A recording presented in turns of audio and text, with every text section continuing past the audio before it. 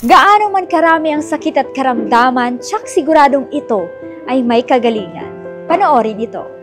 May sakit na ako na stroke, kidney, prostate, may tubig sa baga, may lus-lus. Nasa akin ang lahat ang sakit. Sa paglakad lang, hirap na.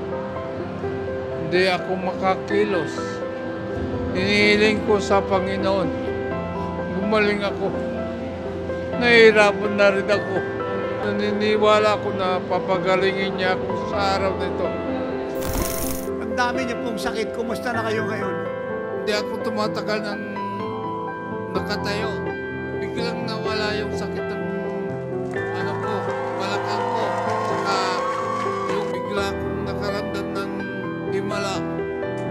Pinagaling ako ni Jesus. Nagagala ko na yung pako.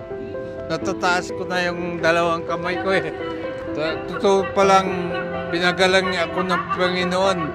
Tunay nga na araw-araw, oras-oras ay may himala sa oras ng himala because we are living in the season of Christ's miracles.